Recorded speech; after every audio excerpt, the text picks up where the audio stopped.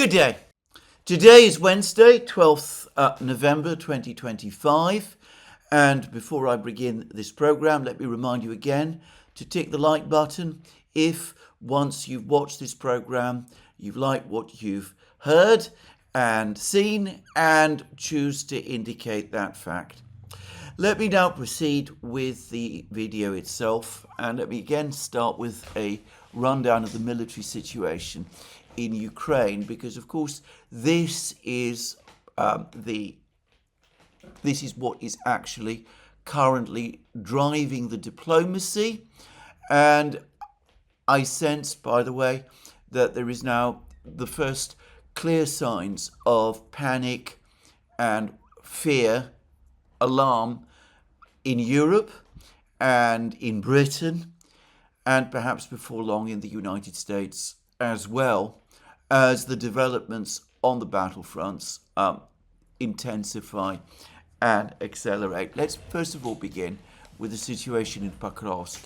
I am going to make a guess that at some point within the next couple of days, maybe even hours, the Russian Defense Ministry is going to announce that Pokrovsk is fully under Russian control. I think that the operation to mop up the various Ukrainian holdouts inside Pokrovsk is mostly over, and the maps that have been released by the various mapping projects about the situation in Pokrovsk itself, the town of Pokrovsk, appear to confirm this. They show the Russians now expanding significantly their areas of control north of Pokrovsk, the outer suburbs of Pokrovsk now being occupied by the Russian military. And a few moments ago, a short time ago, the Russian Defense Ministry announced that the village of Sukhoy Yar, this is another outlying suburb of Pokrovsk, in the lower extremity, if you wish, of the Pokrovsk cauldron, that the village of Sukhoy Yar has fallen entirely under Russian control. So it looks as if the Russians are indeed in control of at least that part of Sukhoy Yar, of the Pokrovsk cauldron. And as a matter of fact, just as I've been making this program, I've started making this program, the Russian Defense Ministry has now provided us with an update of the situation in Pokrovsk, and I will read it. I will read it out briefly.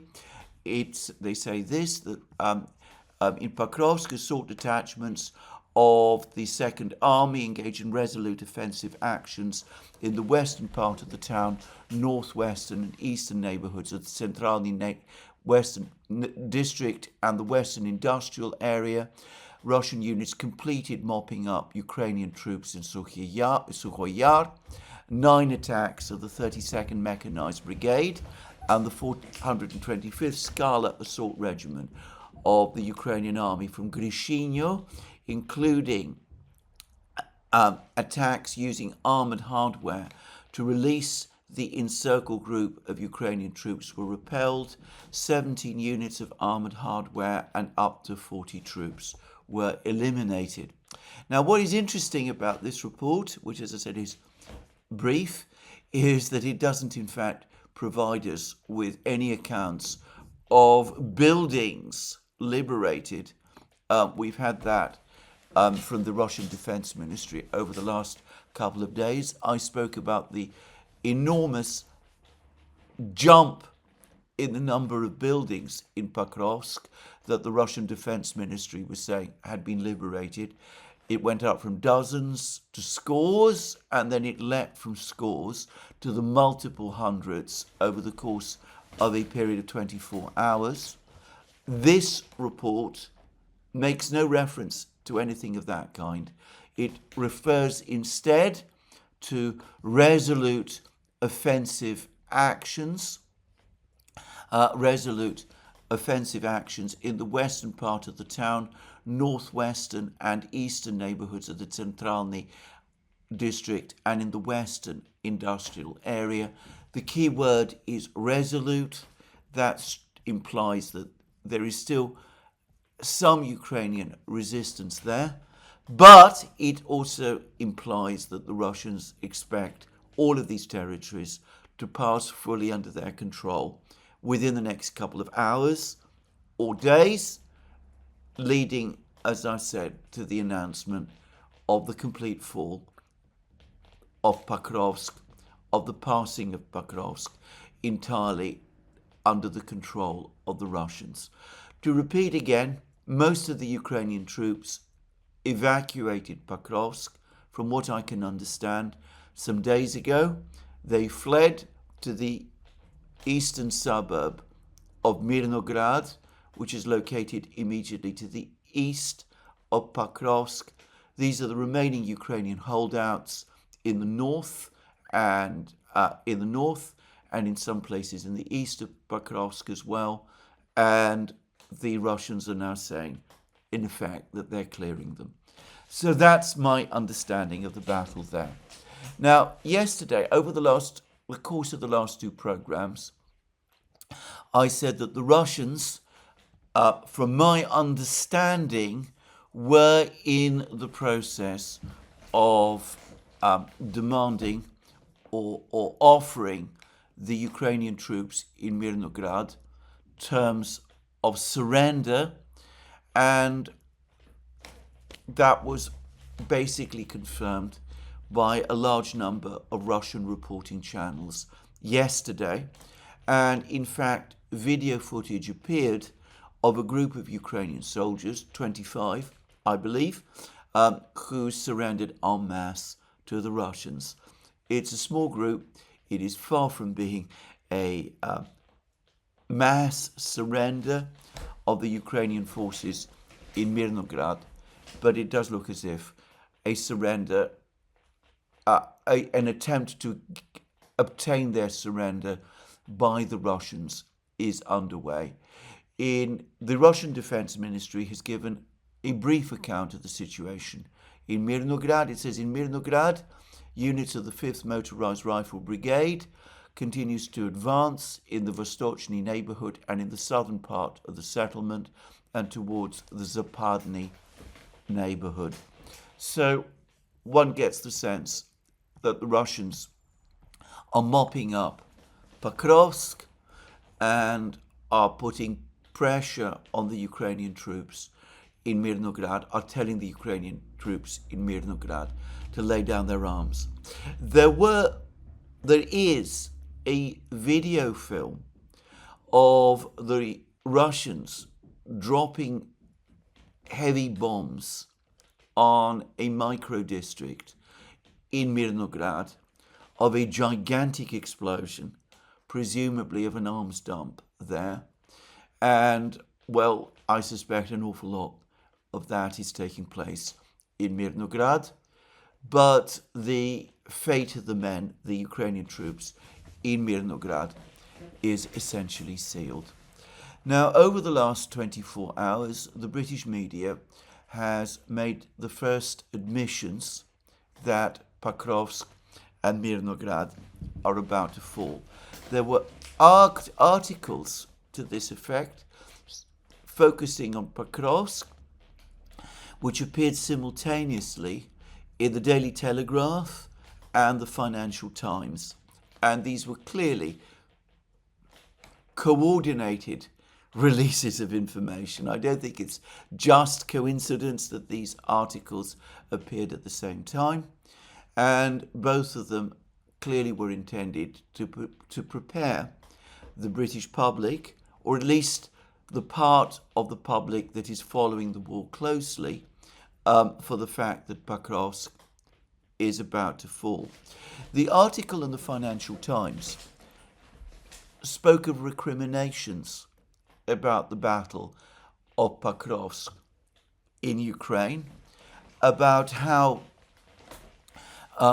experts, whatever that means, in Ukraine advised Zelensky and presumably General Syrskyi to pull the Ukrainian troops out of Pokrovsk weeks ago, but that Zelensky and Syrskyi refused, with the results that we now see.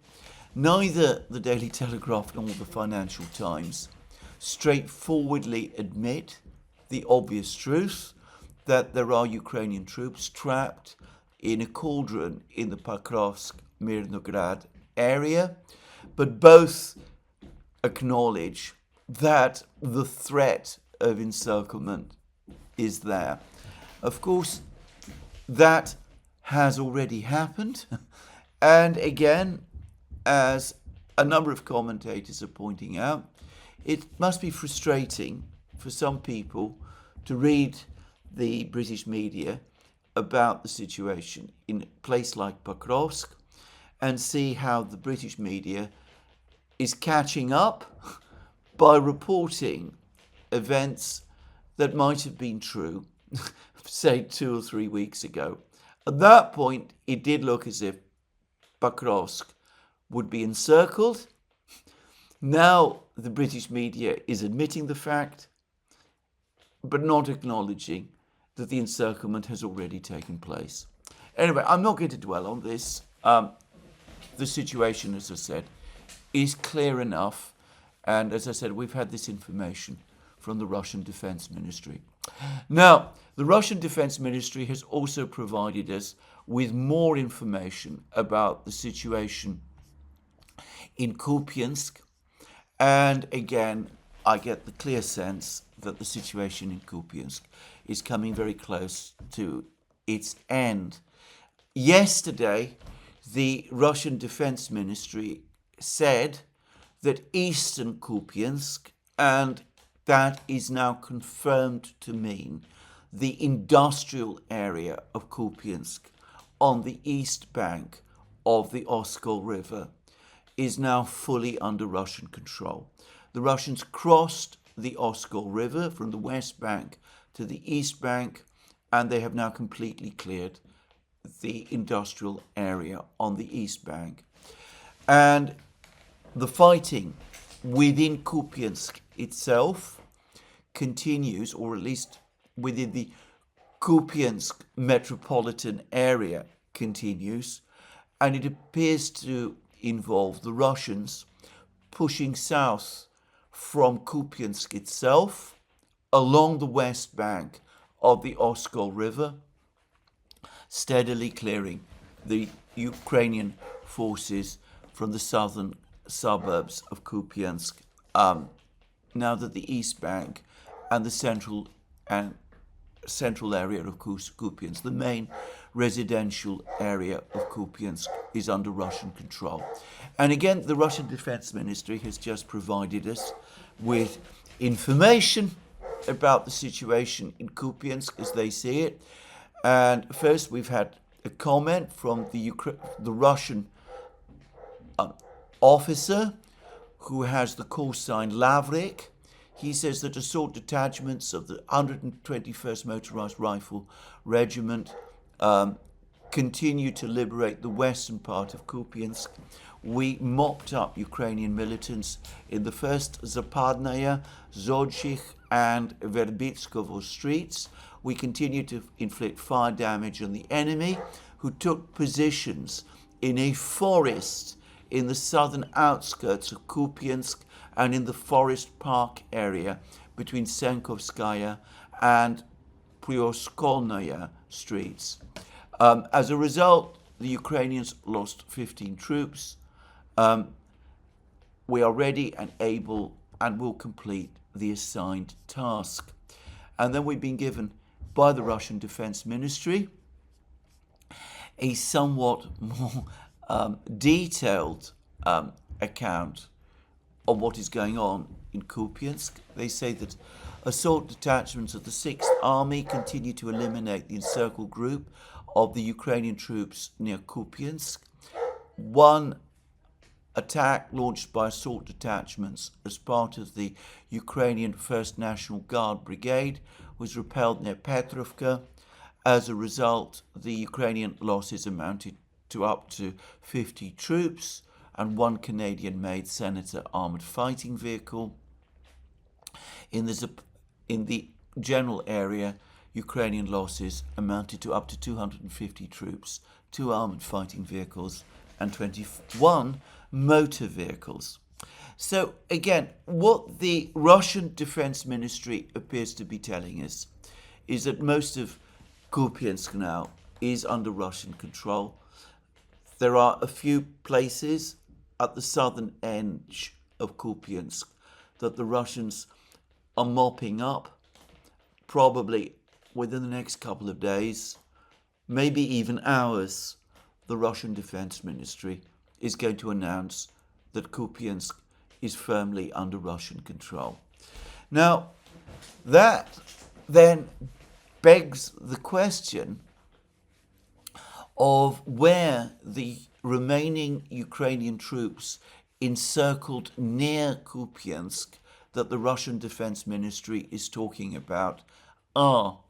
And it seems to me that it's now clear that they are still on the east bank of the Oskol River, but in open fields, that they've been driven out of the industrial area on the east bank, that they're now in open fields, caught in the open. In other words, they still cannot cross the Oskol River or break out. And given that it's autumn and we're now heading towards winter, and this is a time of fog and rain and mud, the condition of these troops must be extremely grim indeed. So those are the two battles that have been attracting the most attention. And we can see that the situation continues to get worse and worse for them in Mirnograd now, no longer I think so much in Pokrovsk, and in Kupiansk. The Ukrainians continue to make claims of counterattacks. In the Pokrovsk area yesterday, they released footage of what they said was a successful tank attack in Rodinska, immediately to the north of Pokrovsk. The problem was that the video, if not exactly a fake, was misleading, because the tank attack, as various reporting channels were able to establish, actually took place not 2 days ago, as the video claimed, the people who released the video claimed, but back at the beginning of October, when the Russians were first pushing into Rodinska. For the record, I believe that Rodinska is completely under Russian control. And I also believe that the nearby village of Shakhovo, which is perhaps the more important village now, the important village that the Russians are seeking to capture, somewhat to the east, I believe that that village is also encircled by the Russians, though again, it's perhaps not terribly easy to get details. The Ukrainians have also claimed that they've made some kind of an attack towards Chasiv Yar, but again, I am deeply skeptical about the truth of that too. Zelensky himself has visited Kherson, and he's made this film released of him that I have seen, not inside the city of Kherson itself, but at the entrance of the city of Kherson. You see the sign telling you that the city of Kherson starts here, and Zelensky speaking next to it. It may be that he did go afterwards into Kherson and that there is video footage of this, but I haven't seen it. My own opinion about that is that for Zelensky to have come to the city of Kherson in the way that he has is evidence, though obviously not proof, that the Russians are indeed now operating on the west bank of the Dnieper River, and that they are indeed establishing a bridgehead in the city of Kherson on the west bank of the Dnieper River itself. Now, there's been a very interesting article by Dr. Jack Watling of the Royal United Services Institute, which has appeared, I believe, in Foreign Affairs, and it discusses the ongoing developments in the war.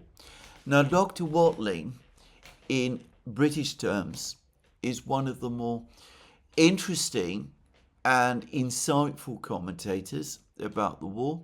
He, of course, loyally supports the British government and the British government's strategies with respect to the war. But anyway, he outlined the three-layered strategy that he believes that the Russians are seeking to follow. Firstly, that the Russians are aiming to conquer or capture the entire territory of the four regions, Zaporozhye, Kherson, and Donbass. And in terms of Donbass, with the likely fall of Pokrovsk very soon, and Kupiansk very soon, we see that they're moving very fast towards achieving that objective. And, well, I haven't discussed the situation in Zaporozhye region today, but the reports speak of major further Russian advances there. Radovka did a detailed discussion of it yesterday, and they spoke about various Russian plans, including a possible attempt to storm this town of Gulyapolye, basically on the run. I don't believe that's going to happen, by the way. But anyway, that's what they spoke about. And it looks as if the Russians have also achieved some kind of breakthrough in Zaporozhye region on the west bank of the Dnieper River, just south of the city of Zaporozhye itself, because the Ukrainian authorities have just announced evacuations of villages and communities immediately to the south of the city of Zaporozhye, precisely in this area. So we can see that Dr. Watling is right. The Russians are indeed coming much closer now to achieving their original objectives, the original objectives that they set out in the war to, in effect, clear the four regions, bring them fully under Russian control. And then Dr. Watling said that the second stage will be for the Russians to move beyond that. And, well, he made it fairly clear what the Russian territorial objectives would be. Dnipropetrovsk region, which is mostly located east of the Dnieper River, just saying, but also the southern shore, Ukraine's shore on the Black Sea, a Russian advance beyond the Dnieper towards Nikolaev and Odessa, and the capture of those places, and Russia, in effect, taking complete control of territory, all Ukrainian territory, the entire coastline of Ukraine on the Black Sea. And at that point, as he also says, Ukraine would become a landlocked country, and at that point also the Russians would be able to exert massive pressure on Ukraine, on the government in Kiev.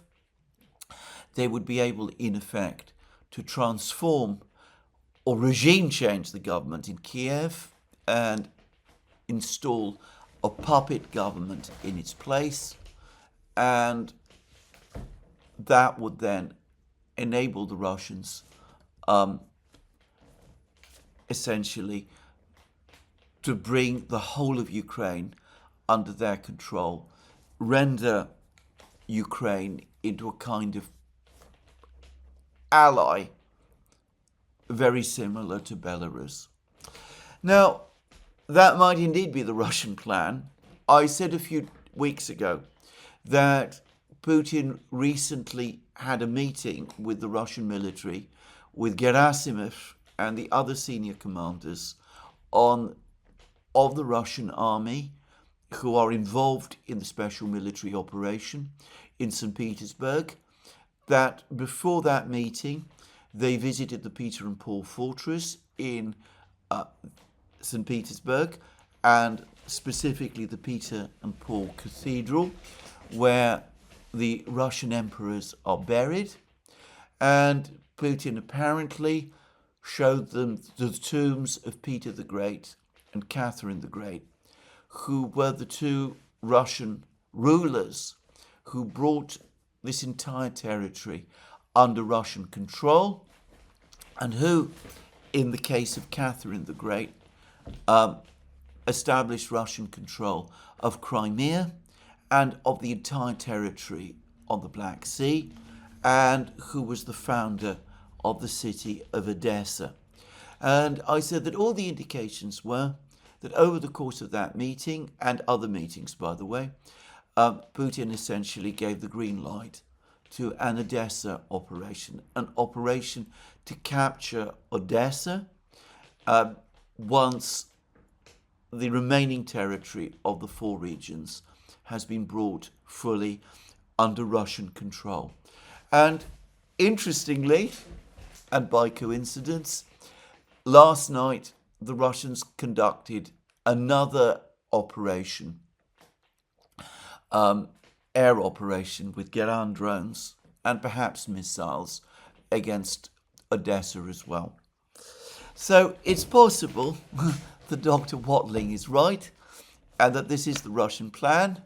But of course, as I said, the Russians don't share their plans with me, and I doubt that they share them with Dr. Watling or the British either. So we don't yet know that this is the Russian plan, but I suspect it probably is. Anyway, what was interesting for me was Dr. Watling's proposals on how to turn the situation around, how to save the situation in Ukraine. Firstly, he suggested that the Western powers, the European powers, close the Denmark Straits. He said that the West should impose, in effect, a sea blockade. He appears to believe, wrongly as it happens, that 80% of Russian oil exports, seaborne oil exports, pass through the Denmark Straits. I have to say, I don't think that is remotely true. But anyway, he suggests this. He says that there should be more action targeting Russia's shadow fleet. Well, that has been done many times. He talks about hundreds of decrepit tankers. They're not decrepit. The idea that they are decrepit is wrong. There is no record, confirmed information, by the way, of any serious accidents involving any one of these tankers. Again, I wish people wouldn't talk in this way about tankers that make up the so-called shadow fleet. The shadow fleet, as I said, doesn't actually exist. These are merely tankers that are obtaining their insurance from other sources than London. And that's all there is to say about this. And then he talks about, as I said, closing the Denmark Straits. He says this, and I have to say it's a comment that left me gasping. Some European governments, including Denmark, have cited the 1857 Treaty of Copenhagen, an international agreement that established tariff-free transit for commercial shipping through Danish waters as a legal barrier to action.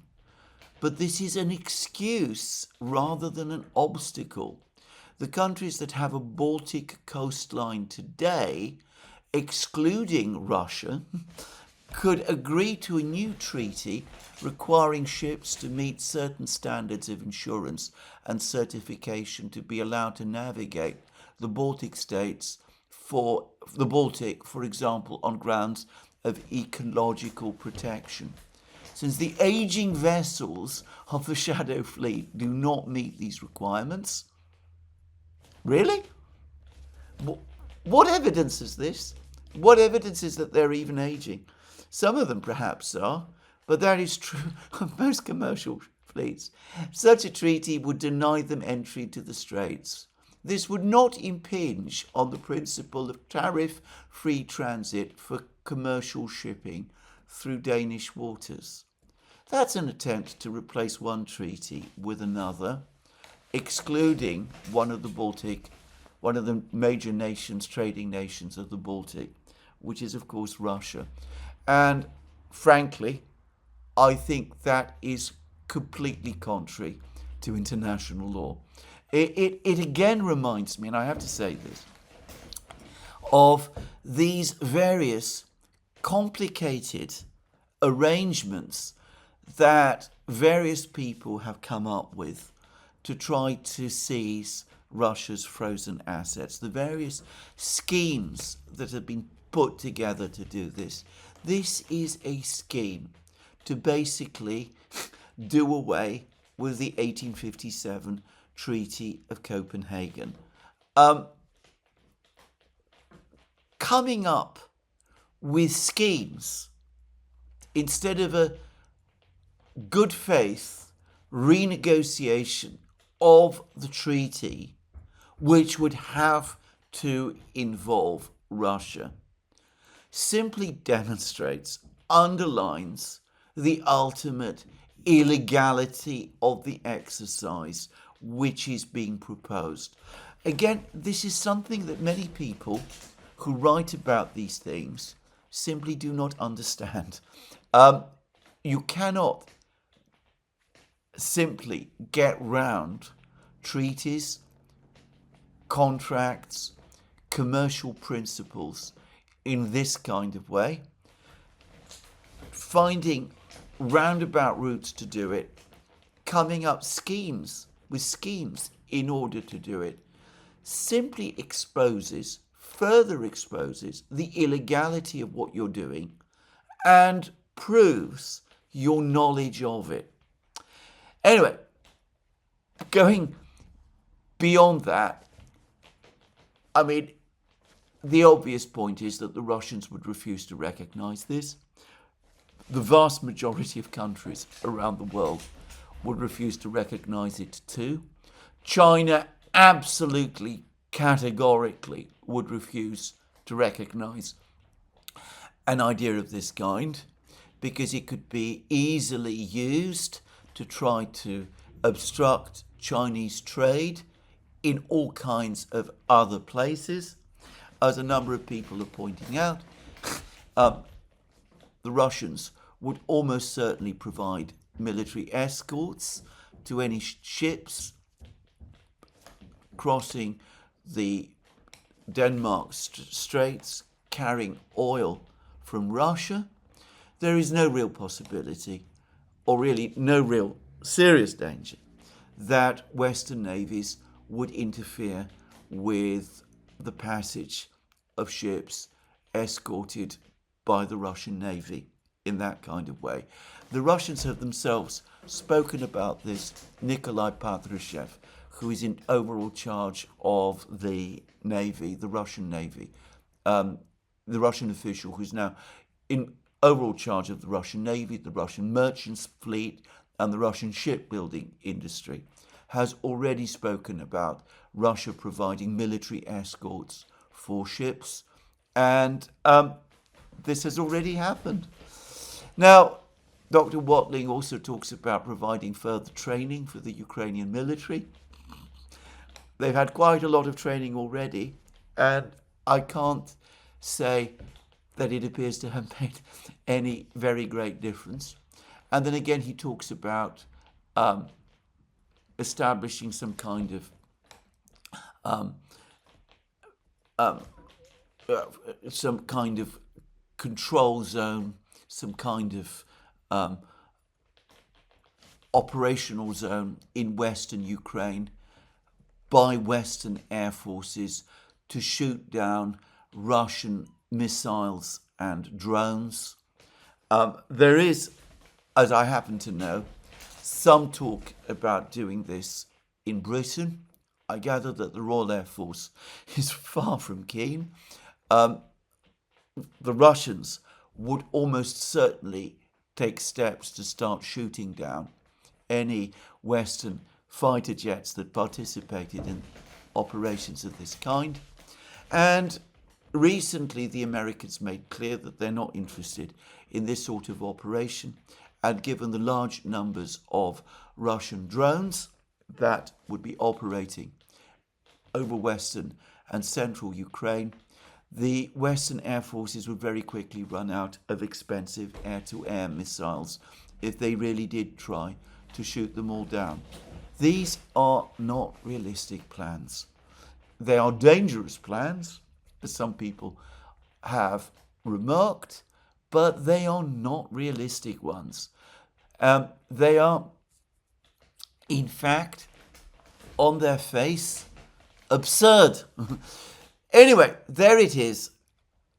When people come up with proposals of this kind, it's a further sign that governments in the West are now out of ideas. And we've had further evidence of this. There's been more information of this coming out of Europe over the last couple of hours. Now, today, the Financial Times is carrying a massive article which reads as follows: Can anything halt the decline of German industry? Europe's manufacturing champion is in free fall. Economists are suggesting radical steps to save what is left. Well, I went through the article and I get to say straight away that I didn't find any ideas at all from anybody to try that seemed to me to remotely come close to saving what is left. None of the radical steps that I saw seemed to me to make sense. In fact, one can already see that radical steps which have already been proposed are failing. Chancellor Merz's massive fiscal bazooka, his 500 billion euro plan to build up German infrastructure, and his also massive plan to rearm Germany, is indeed generating a vast amount of debt. But as the article says, when you drill down and read it carefully, what all that debt is doing is that it is being used to plug gaps in Germany's increasingly overburdened social security system, which of course now has to deal with the extra challenges of increased unemployment as industry across Germany increasingly starts to close down. And the article also speaks about how the Merz government is now having to resort to subsidies to support German industrial groups.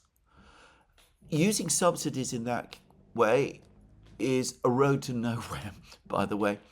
It can provide a short-term benefit for industry, but it cannot sustain it indefinitely.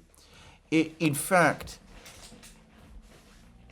all that it does is undermine a country's fiscal stability, whilst sustaining an industrial structure which is already sagging.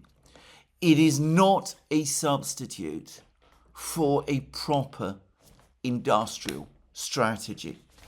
Anyway, the article is also dismissive of the entire German rearmament drive.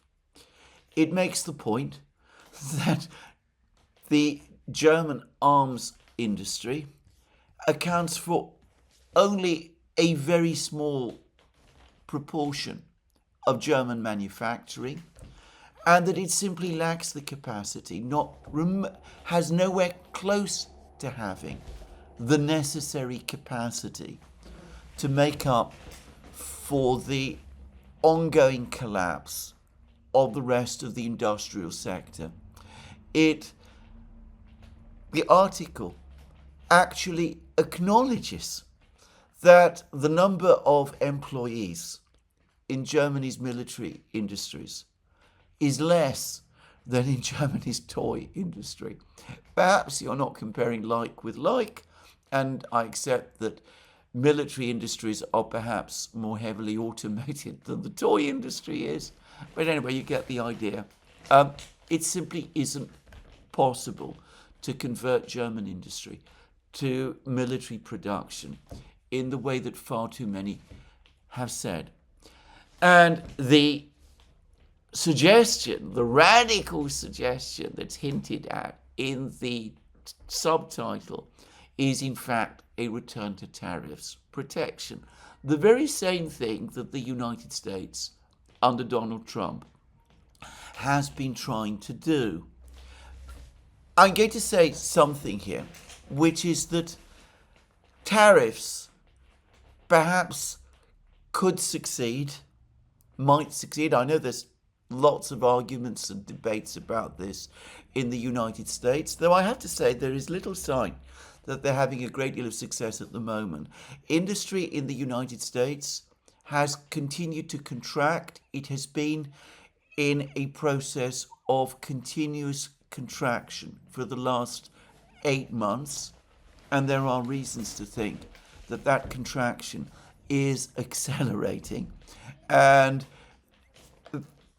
talking about 8 months of contraction in the American industrial economy is perhaps rather generous, because I understand that what actually happened is that there was a small upward blip around the time when President Trump was inaugurated, probably caused by high spirits, when the failed Biden presidency was replaced by a new one.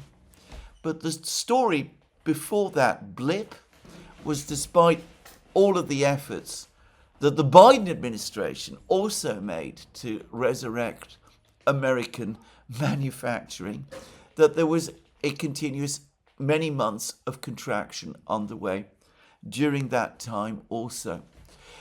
Yesterday, on the Duran, we were privileged to do a live stream with the US Attorney, Robert Barnes, who has his finger, as a tax lawyer must, on the realities of the US economy. And Robert Barnes expressed the view that the accumulating data suggests that the real economy of the United States is indeed probably already in recession. Again, this is being masked by the effect of the stock market bubble, but that is probably what is actually going on in the US economy itself. So tariffs so far have not been able to turn that round. And, well, what about Germany? Well, Germany is not a continental economy, continentally sized, self-sufficient economy like the United States is. It has to import goods, commodities from around the world. It imports energy. It imports food. It imports many things, actually.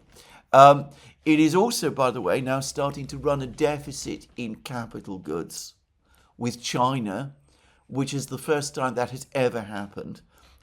A further sign of industrial decline in Germany. As I have previously pointed out, we are soon going to find ourselves in a situation in Germany where Germany's famous current account surplus soon will become a deficit, with trade in goods likely to go into deficit also. But anyway, Germany is a trading economy.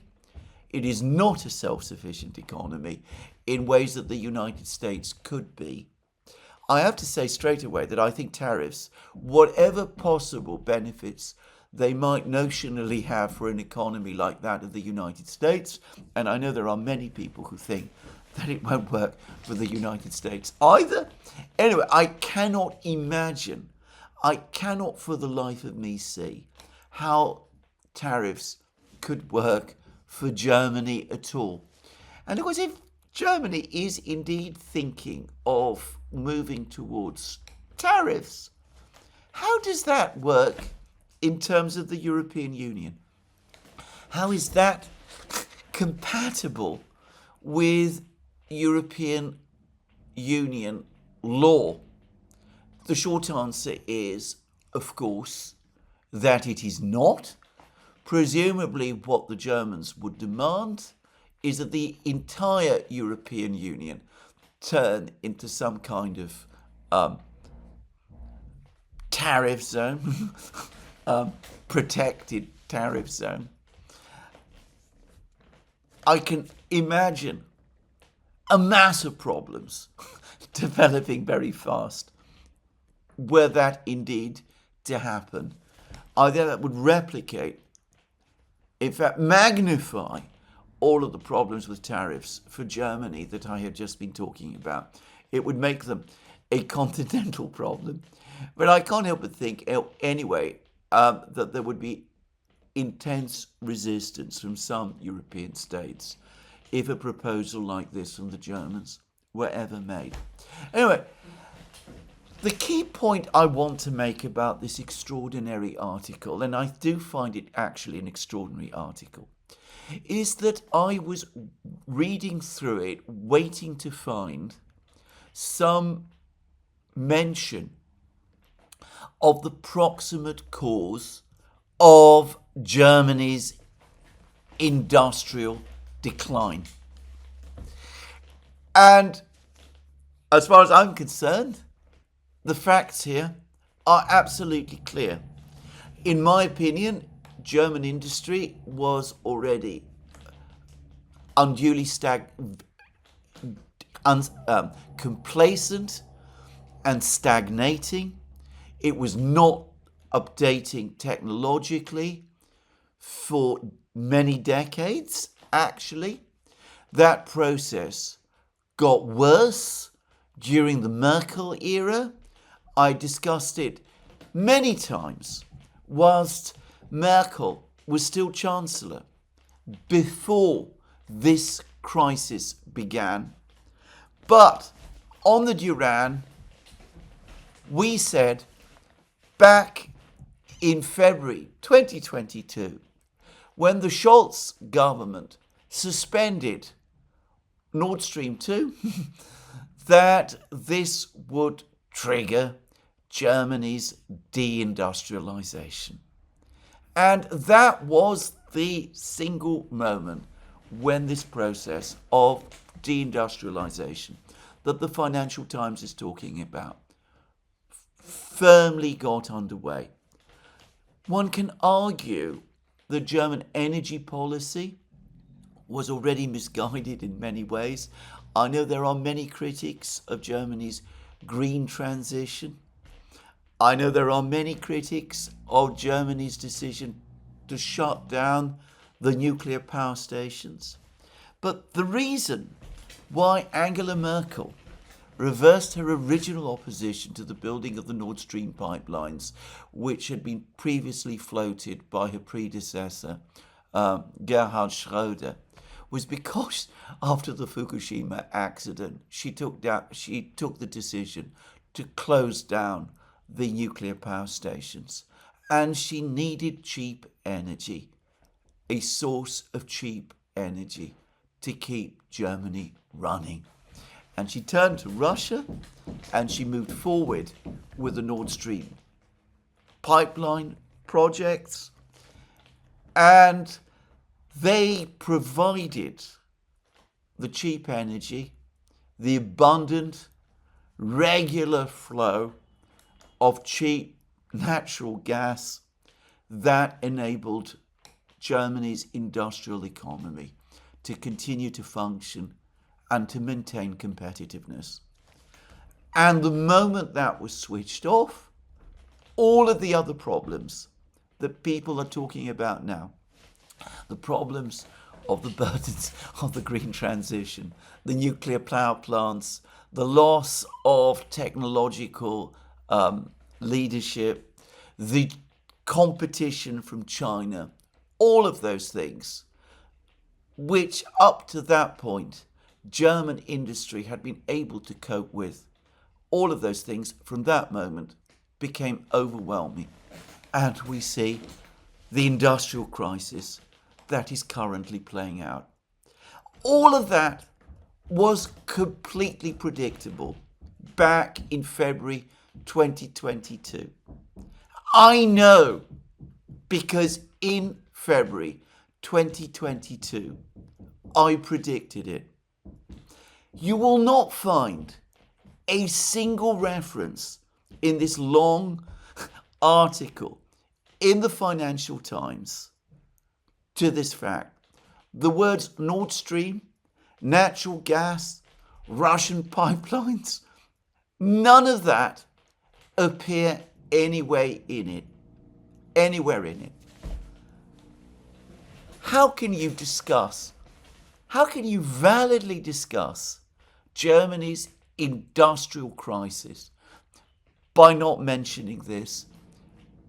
You are ignoring the elephant in the room.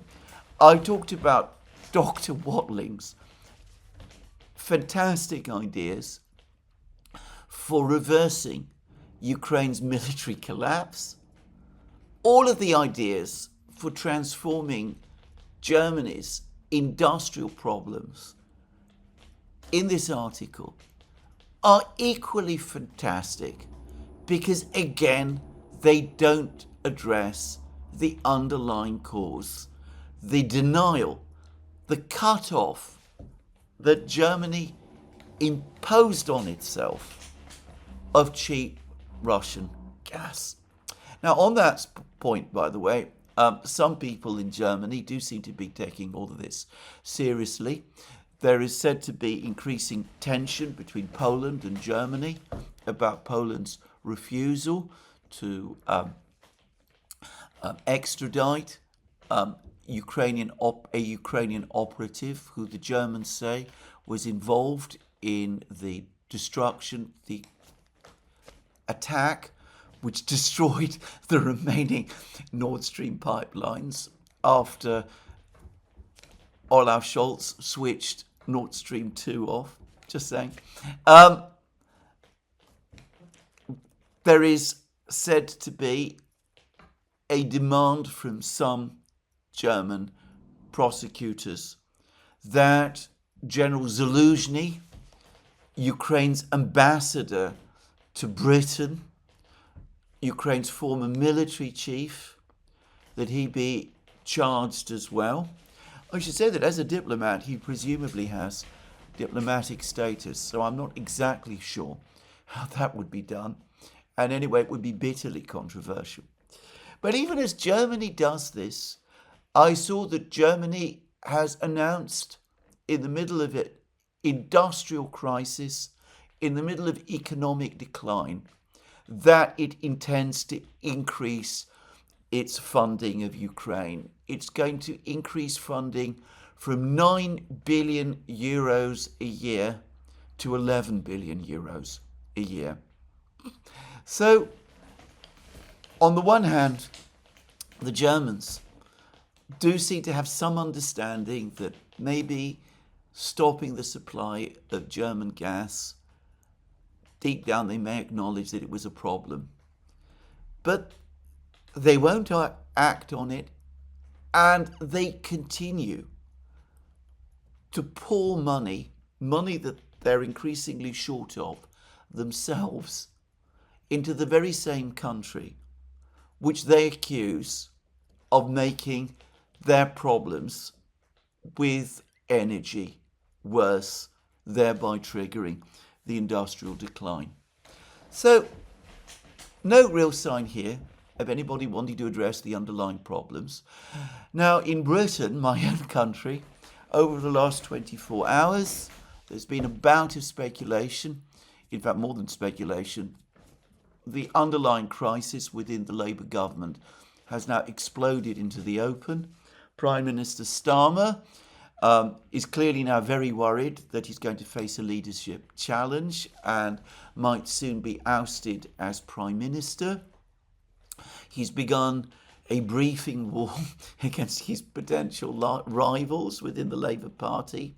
He's particularly targeting a Labour minister called Wes Streeting, who's in charge of the health service. I cannot imagine that Wes Streeting is in any position to change British policy on anything, frankly, or make the Labour Party's position electorally any better. Why any Labour MP would think so, while Wes Streeting himself would think so, completely escapes me, by the way. But we can see how the political tensions in Britain are now also starting to get worse. The British government, like the German government, however, clueless about what to do. They floated the idea about a week ago of increasing the standard rate of income tax to cover Britain's budget crisis, which is worse than Germany's. But now they're panicking because electorally this is turning out to be deeply unpopular, as it is seen as breaking an election promise, which it does, by the way. And, well, that's probably why we have all of this plotting going on at the top of the Labour Party. But again, nobody talks about one of the proximate causes to Britain's budgetary crisis, which again continues to be the unending flow of support for Ukraine. Now, what makes this even more extraordinary is that in Ukraine itself, there is now a massive scandal blowing up around misuse of funds that have been provided by the West. And yesterday I mentioned the investigations that have been launched by NABU and SOPA. And I suggested that perhaps it might be a mistake to think that Zelensky was the target of these investigations.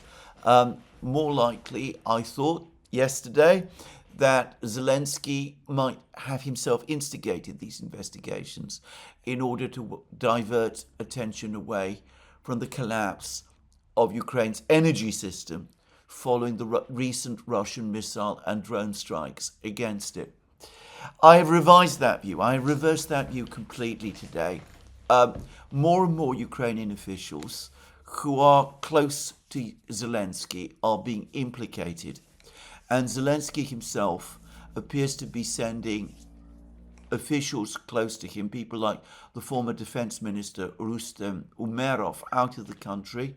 He's even sent a negotiator Istanbul to meet with the Russians to try to arrange another prisoner swap. And this all seems to be intended to try to get as many key officials as he can out of Kiev before the Nabu and Sapor investigators close in on them.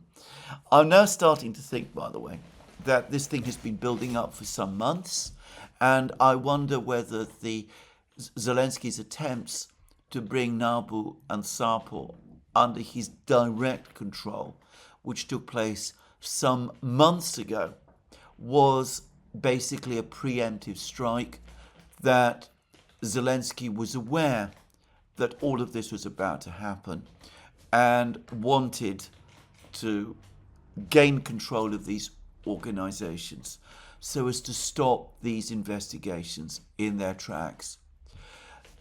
Within Ukraine itself, within Kiev itself, there is increasing talk that these investigations do ultimately target Zelensky himself and should be seen as part of basically an attempt to rearrange the political structures in Kiev and perhaps, just possibly, to bring the former president, Poroshenko, or people allied to him, back in charge of Ukraine, though quite how that improves Ukraine's prospects in this conflict now, I am completely unable to see. Anyway, I am not going to waste time debating the internal intrigues in Kiev. In my opinion, in relation to the war, they will achieve nothing. They will change absolutely nothing at all. Whatever government emerges out of the political system in Kiev, as I have said already, is guaranteed, all but guaranteed, to take the same intransigent line on negotiations with the Russians, or unrealistic line, if you prefer, in terms of negotiations with the Russians, that Zelensky himself has done. But in terms of all of this money that European governments have continued to send to Ukraine, the German government now, as I said, increasing its funding to 11 billion euros a year.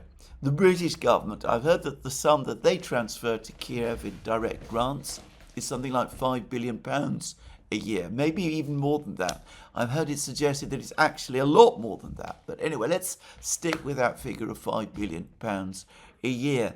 The European Commission desperately hunting around, trying to find means to send money to Ukraine, coming up with fantastic proposals like the proposal to send 140 billion euros of loans raised using somebody else's money, Russia's, as collateral. I've discussed the nature of that proposal, I think, well, I'm going to say fraudulent nature of that proposal many times. Anyway,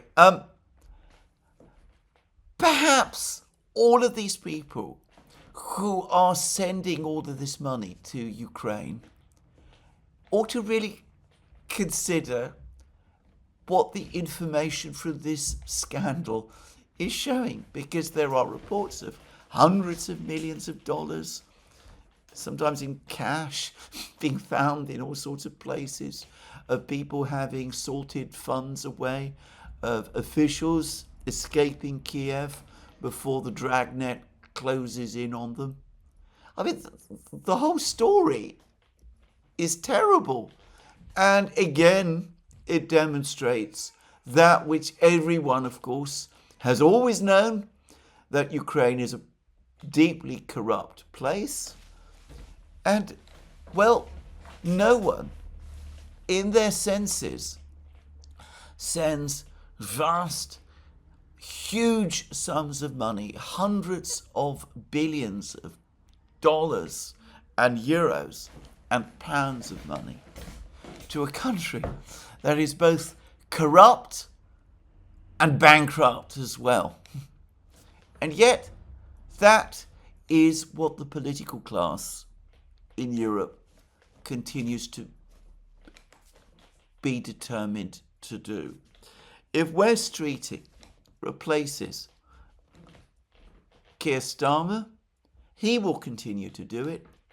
In Germany, all of the major parties, Friedrich Merz's Christian Democrats, the Social Democrats with which he's in coalition, the Greens, they're all determined to continue to do it.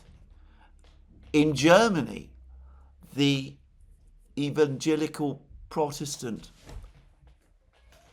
churches have now dropped their long-standing position of supporting peace. They now say that it's proper to prepare for war. I'm perhaps simplifying what they've been saying, but it's a reversal which I find both disturbing and astonishing. And it again reflects the extraordinary change in Germany that is taking place, even as the country accelerates towards industrial and economic collapse. Or at least decline, accelerated, maybe not collapse. It's industrial and economic decline. It comes up with statements and decisions like this. There are no plans, no ideas about what to do. I've spoken many times about the necessity for governments in the West, at least in Europe, to start reaching out to the Russians, to meet with them. Well, it's now being disclosed that I think by the London Times, I think it's actually the Financial Times, it was the Financial Times, that in fact earlier this year the British government did indeed arrange a call with a Russian official. The call in question was by Keir Starmer's National Security Advisor, Jonathan Powell, and he called Putin's chief foreign policy advisor, Yuri Ushakov, and they had a conversation. And the Financial Times says that this was an attempt by Jonathan Powell to set up a back channel to the Russians. That in itself looks like a good idea. Both the Financial Times and the Russians, Peskov has spoken about this call, say that the call was a complete failure. That the way that Peskov describes it is that Powell simply repeated the usual memes and tropes and standard lines that we've come to expect from the Starmer government, that they showed no interest in any of the points that the Russians wanted to make, that there was no dialogue or proper exchange of views, and the Russians quickly decided that there was no point, therefore, in maintaining this contact. So the attempt to create a back channel was botched, and there have been no further calls since. What Jonathan Powell ought to have done was try to arrange a meeting with Ushakov. Said, let's not discuss the conflict itself.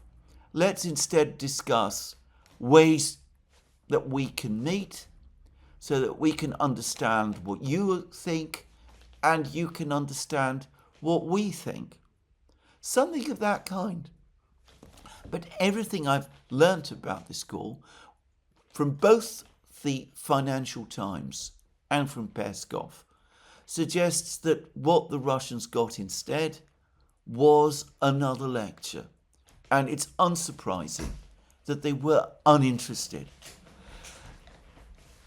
A back channel is absolutely needed, but it can only work if European governments and the British government understand that the current policy is sterile, that it is a dead end, that it is going nowhere. Lecturing the Russians, trying to put them on the spot, would probably not be a good idea, even if the military situation in Ukraine were different from what it is, and even if the situation in the European economies, and by the way, the Russian economy, were also different from what it actually is. It makes no sense at all in the current situation where the Russians are advancing and know that they are winning, and where our economies are in deep crisis and the Russian economy is not. Perhaps one day someone in Europe, someone in the United States, someone in Europe will understand this, and a proper dialogue, a genuine, real, sincere dialogue between the Russians and ourselves will take place. But for the moment at least, as I've said previously, there is no sign. Let me again make the point about how sterile all of this is. Jack Watling, no ideas. Fantasies about closing the Denmark Strait and shooting down Russian drones and doing that kind of thing. Things that would only make the situation worse, and much worse for us in Europe. Lectures from Jonathan Powell to Yuri Ushakov, which obviously Ushakov rejected. These are not ideas. This is not a policy. This is not an attempt to find a roadmap to bring us back to some point where we can conduct rational discussions. It's a dead end that leads nowhere, or to be more precise, it leads to that very situation that Jack Watling is talking about, where the Russians take control of Odessa and the entire Black Sea coast of Ukraine. And by the way, I strongly suspect all of Ukraine east of the Dnieper, including the city of Kharkiv, and where a government in Kiev, assuming that there's any Ukraine left, does Moscow's bidding in exactly the way that Jack Watling says. That's the only place to which this kind of approach will lead. Now, before I finish off this program, I should say that we've had another in that truly extraordinary sequence of interviews that have been given recently by the Russian Foreign Minister, Sergei Lavrov. And this is an interview that he gave yesterday to Russian news channels. And over the course of it, he covered quite a lot of ground.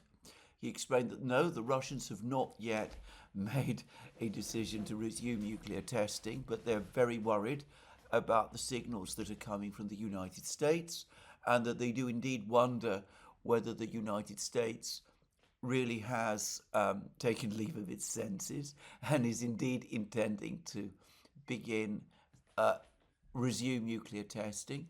He also talked about the very difficult situation with respect to strategic weapons.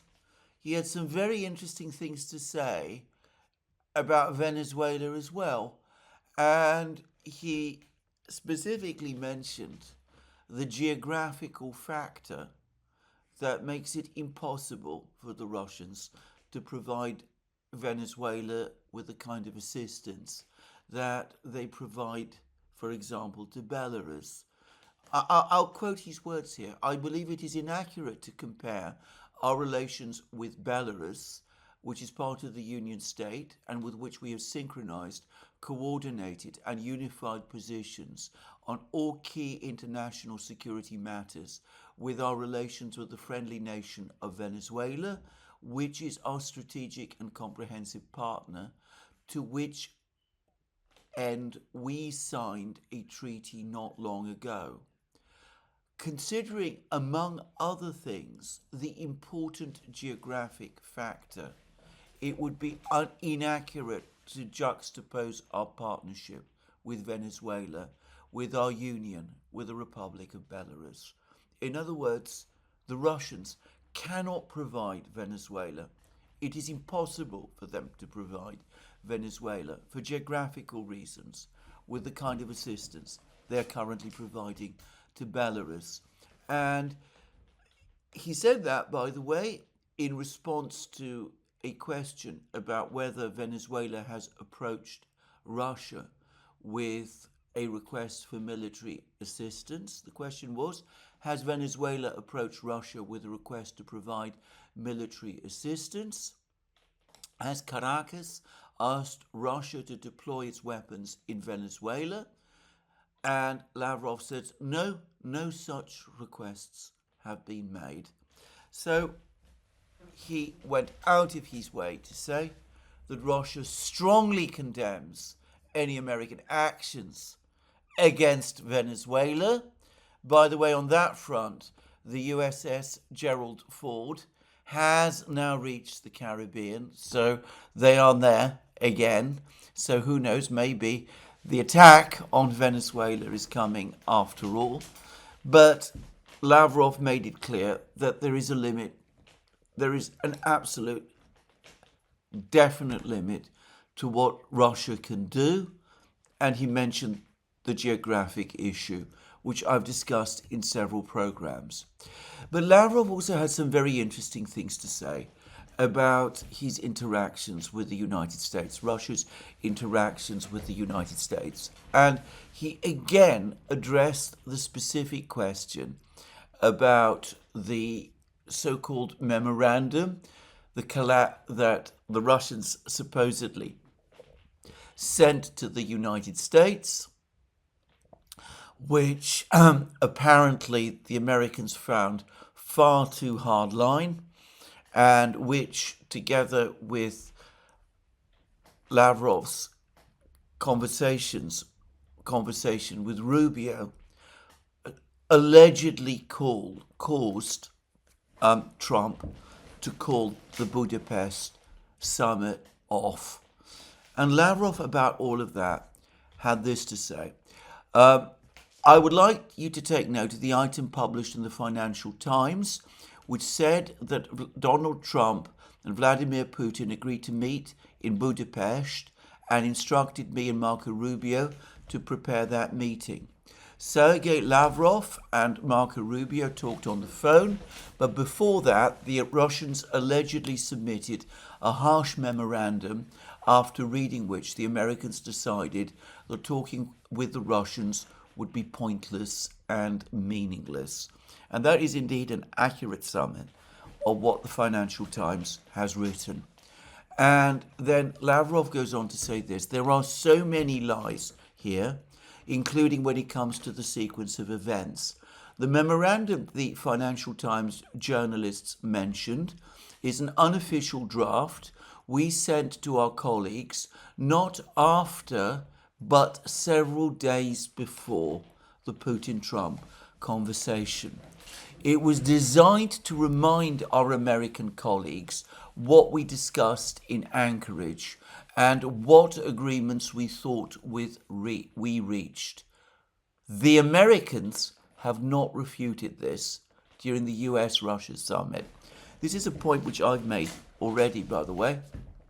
But Lavrov has said now in several interviews that at the Anchorage summit, Trump basically accepted Istanbul Plus, which is Russia's position for ending the conflict in Ukraine, except that there were some variations proposed by Witkoff in a meeting he had just previously with Putin in Moscow.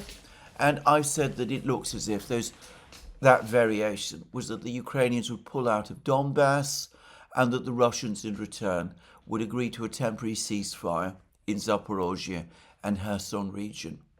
Lavrov is making the point that he's discussed this now in several interviews, and the Americans have never come back and have never said that anything that he has said about what happened in Anchorage and what happened between Putin and Witkoff is untrue. And he also says that the paper that the Russians sent to the Americans was a reminder of what Putin and Trump had agreed in Anchorage, and effectively a prompt to the Americans to hurry up and come back with the response that Trump promised Putin at the meeting in Anchorage. Putin came away thinking that he'd reached an agreement with Trump based on American proposals. Trump said that he would first have to discuss this with Zelensky and the Europeans. He failed to come back. He talked about sanctions and he talked about sending Tomahawk missiles to Ukraine. The Russians sent this memo to the Americans saying, "What's all this about? This is what we discussed in Anchorage. We're still waiting for you to get back and tell us what your comments about it are." And well, it's clear that that memo was what ultimately led to the Putin-Trump conversation, which preceded the telephone call between Rubio and Lavrov, which is supposed to have caused all the trouble. And then Lavrov also says that unofficial document did not contain anything other than what was discussed in Anchorage, which our American counterparts did not regard as a cause for rejection. Obviously not, because after receiving that memo, Trump and Putin arranged to speak with each other, and it was then that they agreed, over the course of that call, to have, or at least that Trump proposed, a summit meeting in Budapest. And then Lavrov continues, the president's telephone conversation was held after the document was delivered to the State Department and the National Security Council. During that conversation, President Trump did not say a word about receiving a provocative paper that destroyed all hopes for a settlement. No, Putin and Trump had a normal conversation. President Putin gave a positive response to President Trump's idea of a meeting in Budapest and proposed instructing the country's foreign ministries to prepare that meeting. That is exactly what we planned to do. And then Lavrov continues that there was the call. I received Rubio's call 3 days later. We had a polite conversation without any nervous episodes, by and large reaffirming progress based on the agreements reached in Anchorage, and went off the phone. The next step was intended to be a meeting by representatives of our foreign ministry and defense ministries and possibly our intelligence services. However, the Americans have not taken the next step, although we waited for them to take the lead when it comes to the place and time for such a meeting, because it was they who proposed to hold the summit. Instead, they made a public statement that they don't want to hold a meaningless meeting.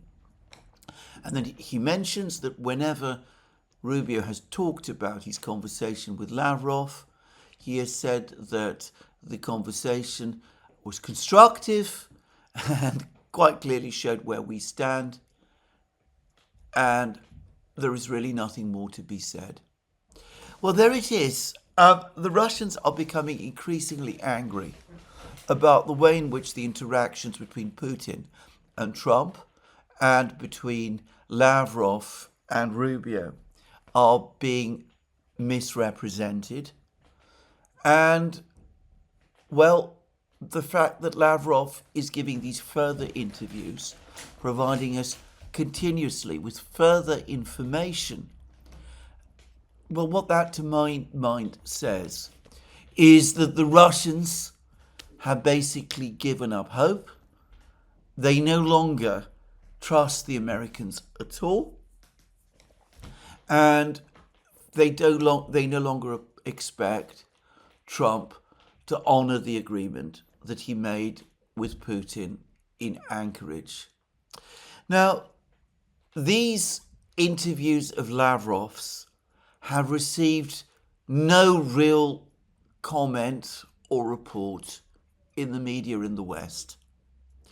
It's as if they haven't happened, and as if these remarkable revelations he has made had not been made.